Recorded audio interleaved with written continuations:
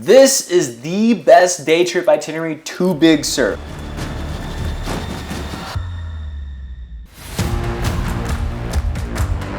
Like if you only had 12 hours of sunlight to experience Big Sur and you have to pick the best things, we think this is what you should do. Big Sur is massive. Like there's so much to see there. You cannot hit every single thing in one day. So we're hand selecting the things that we think are the most magical, the most beautiful. If you only had a day, this is what you want to see. And then we put it in this itinerary.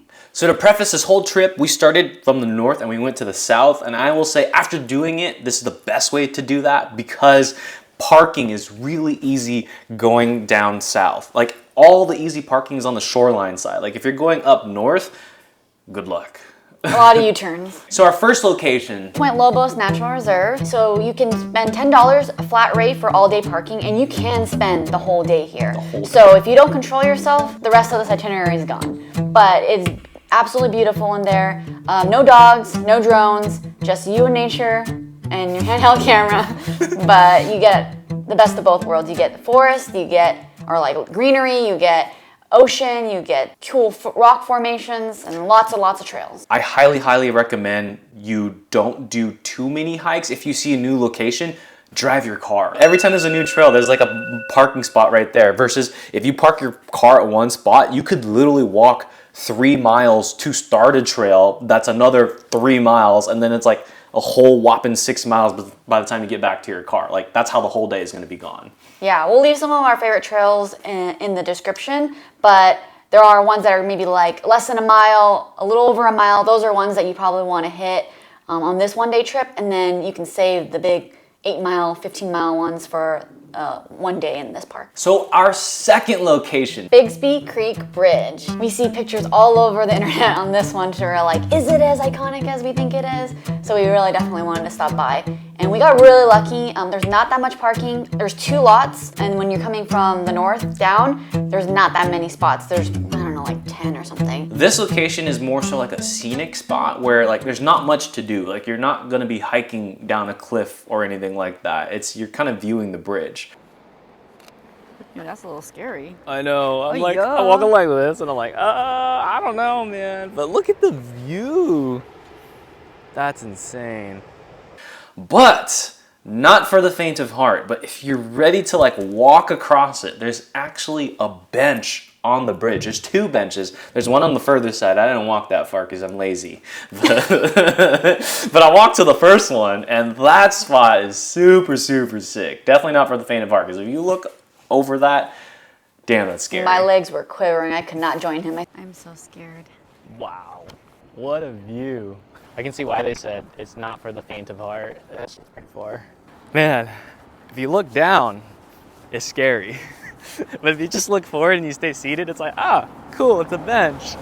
So that leads to our next place, Hurricane Point. So if you were unlucky and you're impatient, you didn't get a parking spot, you can actually view the bridge from this side. It's a little further though, so you might want binoculars or a telescopic lens, but you still can see it. It's just not as up close and personal. Yeah, I think realistically you may spend like 30 minutes to an hour at Bixby Bridge depending on parking, and then maybe like 5 minutes to 30 minutes at Hurricane Point, just viewing the scenic spots around there. Yeah, and if you don't really care to take too many pictures, if you're just like snap, then you could be at Bixby Bridge for 15 minutes and you'd be happy. Yeah, or if you're flying your drone and taking lots of pictures and trying to shoot like a whole movie, you might be there for an hour. So the next place I had on my itinerary was the Point Sur Lighthouse, but when we drove by it, it was actually pretty far out there, and we're like, how do you get to it? So it's really you just pull off to the side and you look at it from a distance. You literally can't see it, and then I was like, as a drone You can pilot, see it. It's a little tip. That could be anything. It's still a good pit stop if you want to just relax real quick and like take a breather from driving, because you're gonna be doing a lot of driving here, and there's some windy roads like on the way and definitely later down too. Yeah, if you get motion sickness, I highly recommend taking some ginger pills or Dramamine right before or during the trip, because I was not having it on the way back. So the next spot I had on my list was one of my bolded items. I was like, I really want to go here, but it was Pfeiffer Beach. We got there probably around noon, and the parking was full already. Oh. And so when the parking is full, because I think it is a residential lane, they don't let other cars come in and park on the streets. Like you have to have spot in the parking lot to park there to start, like to visit. So yeah, like actual security was standing at the entrance and they were like, turn around. And the hike I want to do was 15 miles, so we probably have to do a whole trip there. you planned a 15-mile hike? I didn't plan. I just like, what can we do there? Oh, a 15-mile hike. So good. I mean, it was pros and cons that it wasn't open, because I'd probably be like, let's keep going, and then we wouldn't hit the rest of the things on our list. But I definitely want to make a trip out there, because I hear that place is absolutely beautiful. Yeah. Next time. If you do it, let us know. Yeah. But we weren't able to hit Pfeiffer Beach. So our next spot, Partington Cove.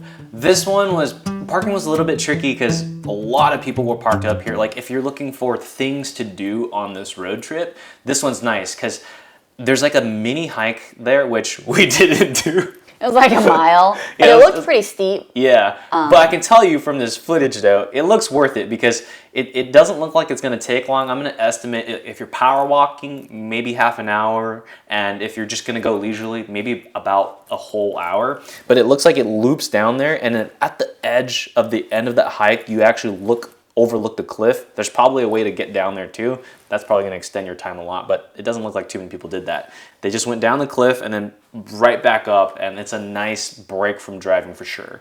Yeah. So at this point in the trip, I'd say it's like the halfway point, assuming you took the time to spend time at all the locations, and now we've landed at Ragged Point. Ragged Point is a really good place for a pit stop because they have bathrooms there, they have a snack shack, they have a market, they have a coffee shop, they even have a nice dining if you're wanting to do nice dining.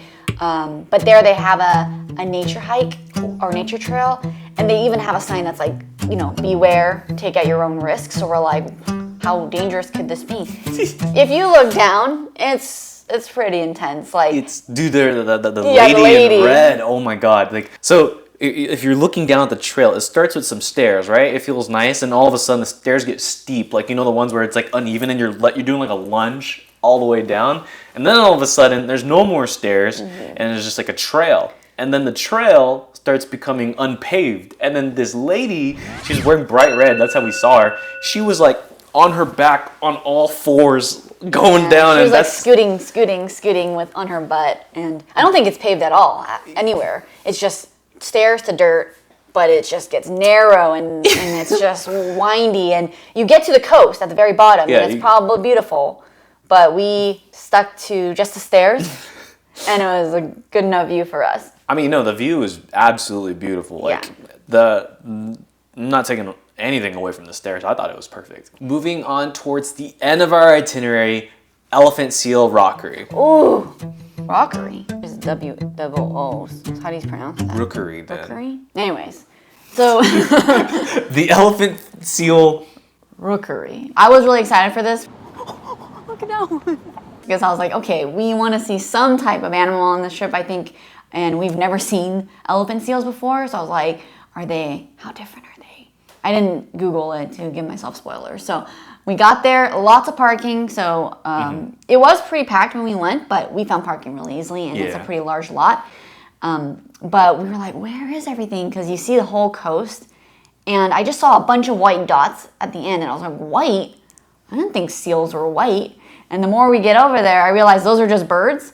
And the elephant seals actually blend in with the sand so much. Like you can only when you look over, you're like, oh my gosh, there they are. But we only saw it because one, all the people were there, and two, one of them was doing like their mating call, which was sounded like a tractor, So I thought a car got hit in the parking lot. I was like, what happened? I can't even imitate the sound. Cue the sound here. But assuming you're following the itinerary to a T, this should actually put you around sunset-ish timing. Before, Yeah, which I actually Googled because I was like, how do you know when the seals come? And according to Google, the seals come after they do their hunting, and it's towards the end of the day, towards sunset. So if you come to this place in the middle of the day, you may not see any seals at all. So, and it also depends on what part of the year you're going to, because every season they do something different. It's either birthing season or molting season, or so you should look at. I'll put it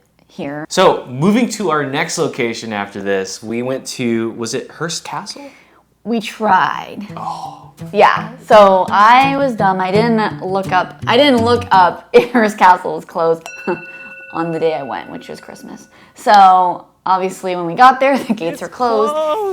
But I wasn't the only one. There was probably like 10 cars that did a U-turn where we did, so I didn't feel stupid, but double check your holidays. If it's a bigger holiday, call in first. And that's another one we'll have to hit on our next trip out there. But we were like, what do? We want to do one more thing. You know, we still got some sunlight. And so Jeremy looked across the way and was like, what is that pier over there? And that's when we saw San Simeon Pier. And we're like, let's go. So we drove over there, and we were so lucky we did. We thought it was absolutely beautiful for sunset. All the colors in the sky. It was like pink, purple, blue. It was just yellow, orange, everything. Honestly, it was like the perfect way to wrap the day. Like, I thought this was just going to be like a public park or something, but no, it was a true hidden gem. The pier itself, beautiful. The way the sunset, beautiful. And like, as a photographer, like, I got to experience blue hour like for the first time ever in its entirety, and it's magical. It's like when golden hour passed and the sun is just lingering enough, everything is this perfect tone of like blue and pink. Like, this is unedited, and I think that's an experience that it's hard to find naturally. And we did do this during the winter time, so the days were shorter. So you guys might actually get more sunlight if you do this itinerary during the summer. To top it all off too, we should preface this by saying that we actually made this a 2-day trip by driving ourselves up more north, because we're coming from Southern California, and we planned like a few things right before that, and there was one like hidden gem spot that we went to, which was Lovers Point Park. I thought we were just gonna stop by, you know, like look at the ocean, look at some trees. The best way to describe it is like, it's not just a park. Like, picture a normal park right here, but if you walk a little further, you get to this cliff, like literally the edge of a cliff, almost like a peninsula, and you can stand on it, view the ocean like to your left and to your right, and there's a beachfront that's actually lower on the other side there. There's stairs that allow you to get there, and then you turn around and then you see like all this greenery, and all of a sudden you're back into a normal park. It's super, super nice. Yeah. Definitely a hidden gem. One of my all-time favorite public parks, if you will. But yeah, like if that was my backyard, man. Yeah, parking was actually pretty easy too. Like, I mean, I don't know if it was the day we went or what, but we just went in and swoop right into the spot. Boom, done. But yeah, so this is what we think is the best Big Sur day trip. Let us know if there's anything that we missed, and we'll try to incorporate it into the next video. We'll definitely be back. Yeah. That's somewhere you would go multiple times. Yeah, we're definitely going to be doing more backyard adventures. Thanks for watching this video. We'll see you in the next one.